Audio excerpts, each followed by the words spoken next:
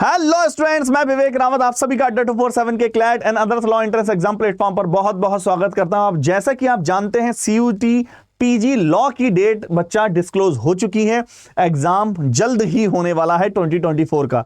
तो अभी हमारे पास 5 मंथ हैं। तो मैं आज डिस्कस करने जा रहा हूं इन शॉर्ट, बहुत ही जबरदस्त तरीके से इन 5 मंथ को कैसे यूटिलाइज किया जाए कि इनके दम पर आपने अगर अभी भी प्रिपरेशन शुरू नहीं किए तो आज से ही प्रिपरेशन स्टार्ट कर सकते हैं। तो हम डिस्कस करेंगे 5 मंथ में फ्रॉम जीरो से प्रिपरेशन किस तरह से स्टार्ट करें जिससे आप बहुत जबरदस्त तरीके से डीयू एलएलबी का जो आपका डीयू से एलएलबी करने का टारगेट है वो अचीव हो सके, अपना लक्ष्य पा सके।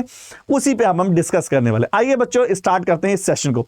सबसे पहला पॉइंट जो आपको पता होना चाहिए कि 11 मार्च और 28 मार्च के बीच में बच्चा आपके पेपर होने वाले हैं। सीबीटी का पेपर है, कंप्यूटर बेस्ड पेपर है जो 11 मार्च एंड 28 मार्च के बीच में होने वाला है। तो अगर देखा जाए अप्रोक्स हमारे पास 5 मंथ हैं, तो हम किस तरह से प्रिपरेशन करें, कैसे प्रिपरेशन करें, एक एक चीज पे डिस्कस करेंगे। क्या हमारी स्ट्रैटेजी होनी चाहिए, क्या हमें पढ़ना है, क्या हमारे सिलेबस में आएगा और क्या क्या आने के चांस है। आओ बच्चों इस पे डिस्कस करते हैं और बेहतरीन तरीके से। अगर मैं बात करें एग्जाम की तो आप जानते हैं 120 मिनट का बच्चा हमारा एग्जाम होने वाला है। 120 मिनट 2 आवर्स का पेपर होने वाला है। सबसे पहले टाइमिंग की बात करें, 2 स्लॉट्स में होता है ये पेपर वैसे generally 10 to 12 and 3 to 5 PM। ठीक है। दूसरा indicate as a admit card आपका बच्चा। अगर हम और बात कर देखें सर कि मीडियम क्या है एग्जाम का, काफी बच्चों में डाउट है कि सर उनका प्रॉब्लम क्या है कि सर उनका बैकग्राउंड जो है हिंदी मीडियम है, लेकिन सर सपना है, मन में एक इच्छा है सर हमें डीयू से एलएलबी करना है। तो क्या सबसे पहला डाउट, क्या हिंदी मीडियम के बच्चे इसको कर सकते हैं? बिल्कुल कर सकते हैं, आपको कोई भी प्रॉब्लम नहीं होने वाली क्योंकि आपका अब मीडियम हिंदी में भी आप पेपर को दे सकते हैं। मैं आपको बता दूं आपका पेपर हिंदी और इंग्लिश दोनों मीडियम में होता है, हिंदी और इंग्लिश। सबसे पहला पॉइंट तो ये, काफी बच्चों को इसका आइडिया नहीं होता है, तो मैं आपको बता दूं आपका पेपर दोनों लैंग्वेजेस में भी होता है, सीयूटी पीजी लॉ का पेपर। दूसरा 100 क्वेश्चन बच्चा होते हैं, एमसीक्यू बेस्ड क्वेश्चन होता है। तीसरा hear each question carries 4 marks, हर क्वेश्चन में आपको 4 मार्क्स मिलने वाले हैं प्लस 4 मार्क्स। और अगर बात करते हैं निगेटिव मार्किंग की तो आपका 1 marks will be deducted from the total score. यदि आप कोई क्वेश्चन रॉन्ग करते हैं तो 1 मार्क डिडक्ट होने वाला है। मतलब जनरली देखा जाए तो 4 करेक्ट के लिए 1 निगेटिव के लिए अगर आप एक क्वेश्चन गलत करते हैं तो 4 + 1 5 मार्क्स डिडक्ट हो जाएंगे। तो बहुत वैल्यू रखते हैं एक एक क्वेश्चन। अगर बात करें आगे सर अनअटेम्प्टेड या अनआंसर, जो इनको आपने आंसर ही नहीं दिया उन पर कोई मार्क्स नहीं मिलता, ये आप जानते हैं। ठीक है बच्चा, सबसे पहला पॉइंट। आगे हम डिस्कस करेंगे इस पॉइंट पर। तो सर हमारा जो कोड क्या है, जो हमारा एग्जाम का कोड है COQP11 लॉ के लिए, एलएलबी के लिए, इसमें जो सीयूटी के लिए क्या रिक्वायरमेंट है, 50% मार्क्स इन एग्रीगेट या equivalent from candidate for candidate belonging to unreserved, UR, general category, OBC, EWS category. 45% का है क्राइटेरिया एससी एसटी या पीडब्ल्यूडी का। ये बच्चा सीयूटी का क्राइटेरिया है। एग्जाम का पैटर्न आप जानते हैं, लैंग्वेज आती है क्वांट, जनरल नॉलेज और कंप्यूटर बेसिक्स और आपका लीगल रीजनिंग। अच्छा इस पे डिस्कस करते हैं सर हमारा जनरल देखा जाए मार्क्स डिस्ट्रीब्यूशन कितने होते हैं और क्वेश्चंस डिस्ट्रीब्यूशन कितने कितने होते हैं। सबसे पहले बात करें मैथ्स के क्वेश्चन 20 से 25, लेकिन अगर पिछली बार देखा जाए 2023 की बात की जाए तो बच्चा 29 क्वेश्चन एग्जाम में पूछे गए थे, 29, और एक क्वेश्चन है 4 मार्क्स का, तो ये आपके टोटल हो गए मार्क्स।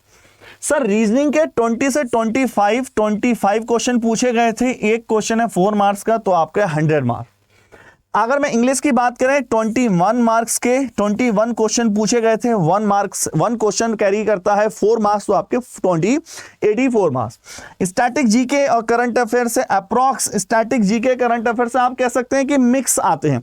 लास्ट ईयर 2023 की बात करें तो कम क्वेश्चन आए थे बच्चा, काफी कम क्वेश्चन आए थे, लेकिन आने के चांस होते हैं 10 से 15 तक क्वेश्चन आपके पूछे जाते हैं।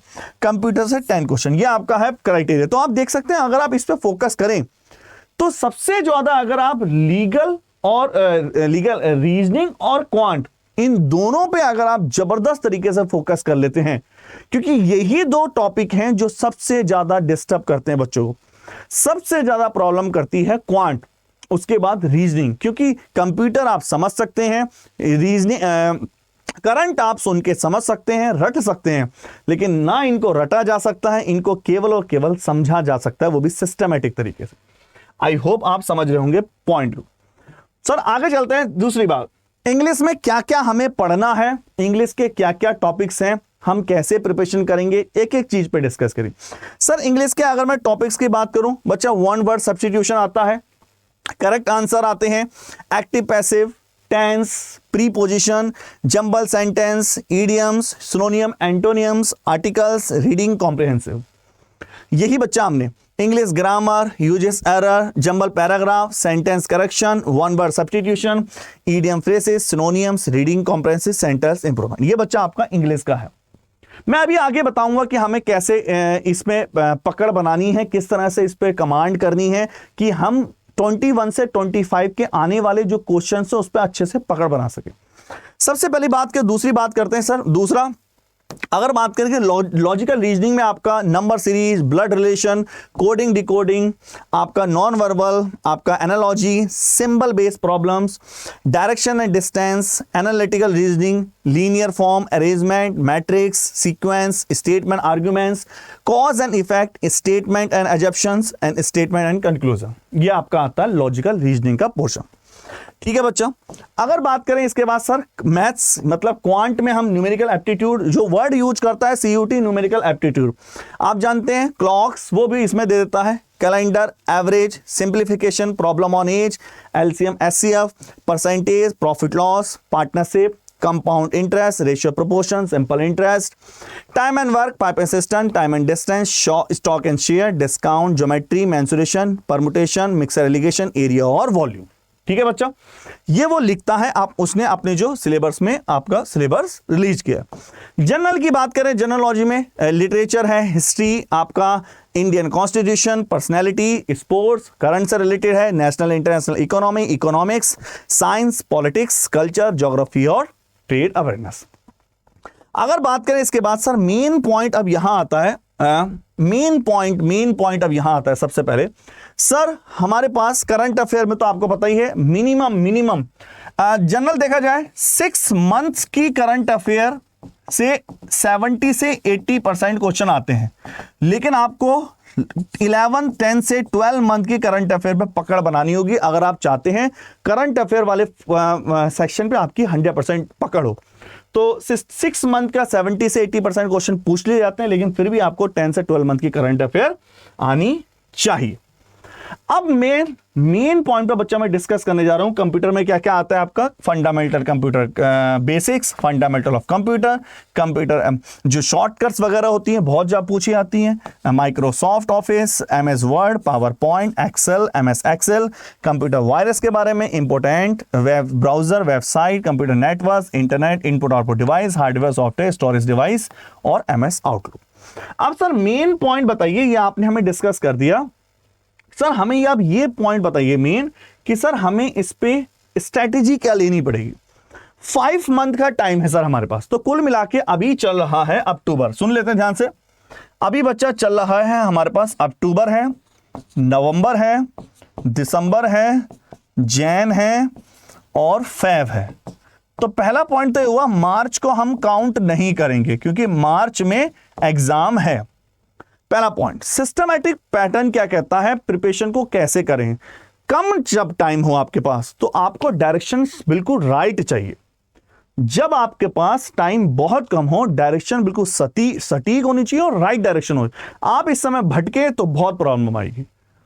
पहला पॉइंट, एग्जाम 3 महीने पहले हो रहा है, तो कोई ऐसा वे हो जिससे राइट डायरेक्शन में क्वांट के खतरनाक कंसेप्ट, रीजनिंग के खतरनाक कंसेप्ट आपको बताएं और आपको उनको समझ पाएं। एक एक्सपीरियंस फैकल्टी समझ सकता है, जैसे मेंसुरेशन है बहुत लिमिट है, एक एक्सपीरियंस फैकल्टी समझ सकता है क्या आ सकता है, क्या आने के चांस है, जो सीयूटी सिलेबस में नहीं देता।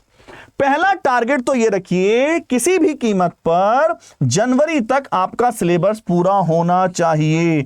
मैं एक्चुअल में जनवरी इसलिए बोल रहा हूं कि जिन्होंने सिलेबस लेट से प्रिपरेशन शुरू कर रहे हैं आज से, जो पहले कर चुके हैं उन्हें तो सिलेबस अब तक पूरा कर देना चाहिए, लेकिन कुछ इंफॉर्मेशन नहीं हो पाती है, काफी बच्चों को अवेयरनेस नहीं होती है। सबसे पहला स्टेप, किसी भी कीमत पे जनवरी तक सिलेबस पूरा होना चाहिए, स्टेप नंबर 1। स्टेप नंबर 2, हर चीज को डिस्कस करते हैं। सबसे पहले ये आपका रहेगा केवल मॉक का, ये बच्चा रहेगा मॉक का, लास्ट के फरवरी के महीने में केवल मॉक पे फोकस करना है। देखो जनरली मैं आपसे बोलता हूं हमें करना कैसे है, तो एक एक सब्जेक्ट की बात करते हैं, एक एक पॉइंट को बात करेंगे। सबसे पहले बात करते हैं करंट अफेयर की। सबसे पहले करंट अफेयर और जीएस। देखो टाइम कम है, सिस्टमैटिक कोई ऐसा एक ऐसा प्लेटफॉर्म हो, एक ऐसा तरीका हो जिससे आपको सीधा करंट अफेयर की क्लासेस मिल जाएं।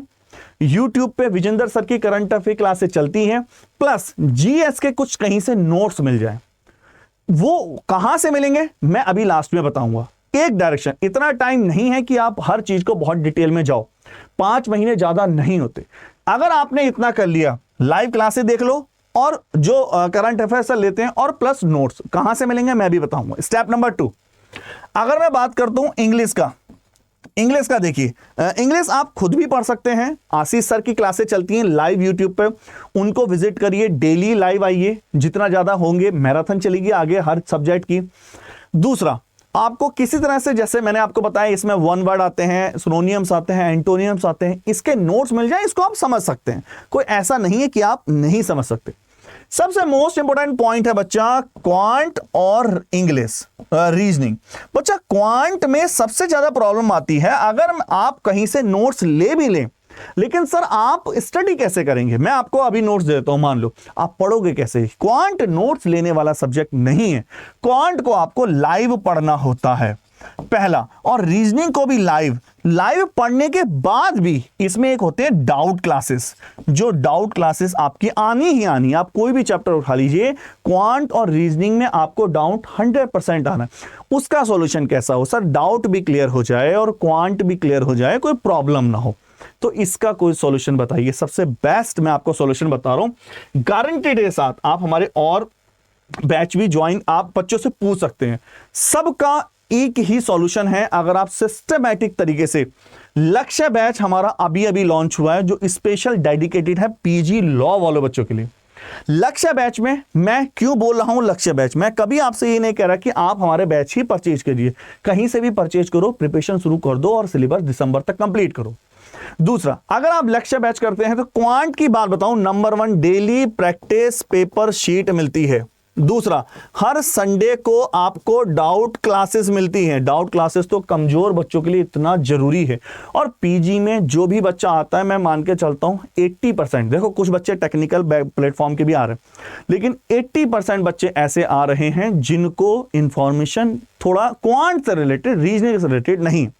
तो अगर आप लक्ष्य बैच परचेज करते हैं तो आपको डीपीपी मिल रही है, आपको संडे को डाउट क्लासेस मिल रही हैं, 5 महीने हर संडे डाउट क्लासेस, प्लस आपका जनवरी फरवरी तक सिलेबस कंप्लीट हो रहा है। उससे ज्यादा आपको कुछ करने की जरूरत नहीं है, गारंटीड है। अगर आपको डीपीपी लगा लेते हैं और संडे डाउट क्लासेस अटेंड कर लेते हैं तो आपको कोई बुक से करने की नीड नहीं है, केवल इन 2 कर लेते हैं, लेकिन घोंट के पी जाइए। मैं सिंपल सा लॉजिक बोलता हूं, अपने हर बैच में 10 और 100, अगर आप कम से कम 10 बार क्लास के नोट्स रिवाइज करते हैं, अभी भी कर सकते हैं आप, और अगर आप 10 टाइम्स डीपीपी करते हैं और कम से कम 100 मॉक टेस्ट लगाते हैं, that is the golden rule of success.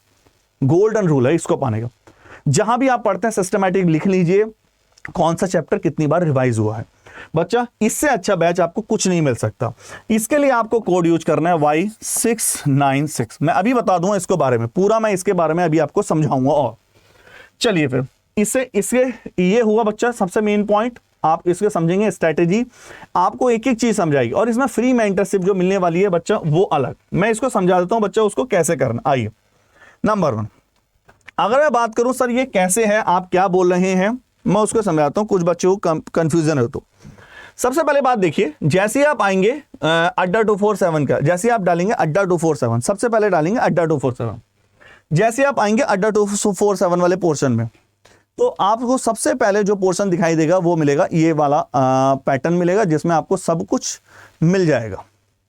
जैसे आप आएंगे ऑल कोर्सेज में अंडरग्रेड, यहां आएंगे CU लॉ एंट्रेंस, ध्यान रखना लॉ में आना है, और भले ही आप पोस्ट ग्रेड वाले हैं लेकिन ये अंडरग्रेड में आना है। DU LLB में जैसे आएंगे बच्चा DULLU वाले में मैं आपको दिखा देता हूं, CUT में आना है, DULA मत जाना, CUT में जाना।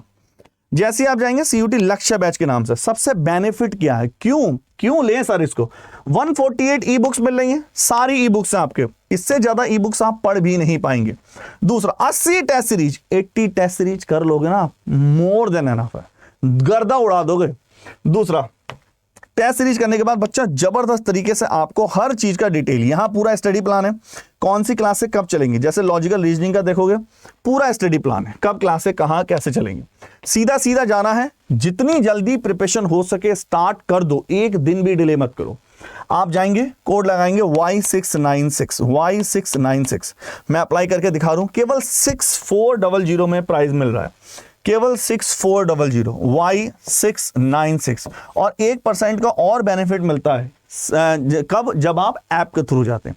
तो बिल्कुल भी डिले मत कीजिए, लक्ष्य बनाइए, अपना लक्ष्य पाना है और हासिल करना है।